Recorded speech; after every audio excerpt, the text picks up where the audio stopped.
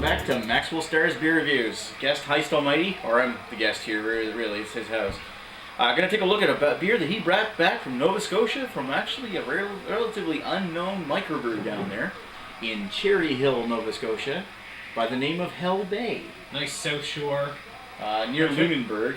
Lunenburg, Bridgewater kind of area. Area where Peggy's Cove is, isn't it? Oh, it's well past that. Well past that. Peggy's Cove is like a half hour outside of Halifax. This is like hour and a half, 2 hours. So we're going to take a look, actually this is the second time we're taking a look at Hell Bay English Ale, 5.2% ABV. First time we looked at it, it looked and smelled awesome, but it was vinegar. It had turned.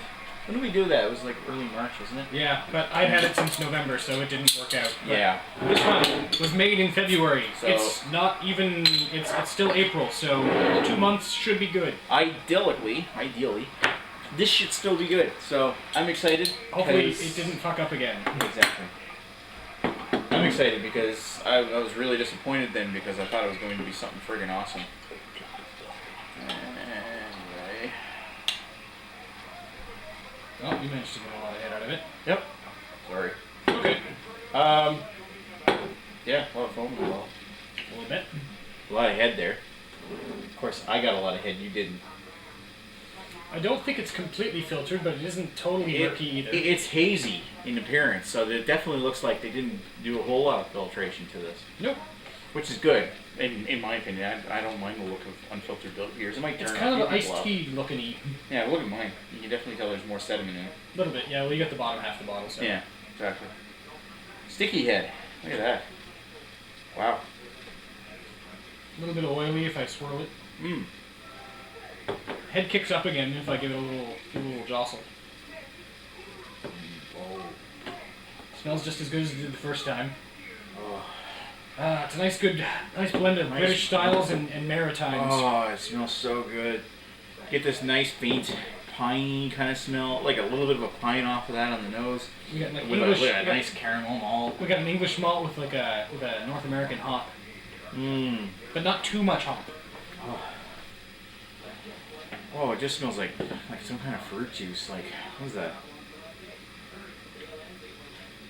I don't know. That's slightly maybe a slightly apricot-y. Okay. Yeah, some kind of drink with. Some sort of drink? Definitely something that smells pulpy. Okay. Yeah, whatever. Tiny bit of grapefruit, maybe. Maybe, yeah. All right. Down the Time to hatch. taste. Nope, this one's still fine. Oh my god. Ooh, there's some real dryness that creeps in there at the end. Mm. Yeah, that's interesting. Oh, and a real piney, earthy bitterness that lingers in the back. Now this is what nano brew is all about. Mm. It's almost like somebody's homebrew that they bottled. Probably is. That's nice and creamy too. Yeah, it's got a nice crap. kind of, not quite velvet, but it's pushing velvet. Satin. Velveteen? Velveteen. Satin. Ultra suede. Satan? Wouldn't it be more like Satan because it's Hell Bay, right? Satan! Satan! Now that our daily Satan worshipping is over. Right. Anyway, back to work. That's really nice. Yeah, this is good. I like this. I mean, there's a little bit, almost like a wateriness, but that you get that nice amount of those nice hops when it's a blend of North American style and British. The taste could be, yeah, you're right. The taste could be just a little bit fuller, but it's you know.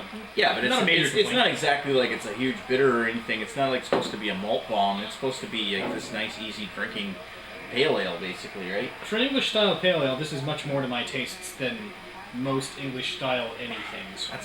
That's a beautiful pale ale. But that's a nice local East Coast influence on there. Yeah, good try. You don't get a whole lot of the malt taste. I mean, there's a little bit in there of like a lightly sweet caramel. Isn't that nice? Oh wow. That's an amazing pale ale. Well, if I see anything different by these guys, I'll certainly grab it. Oh, for sure. Mmm. That It's a fruit nice. taste in the back. Got a real. Those hops really have like a real fresh taste to it, don't they? They do. Mmm. All right, want to get your picture? Yeah, sure. We're gonna sit down with this one for a bit and come back with some thoughts. Beery. BRB. On your own. Belch.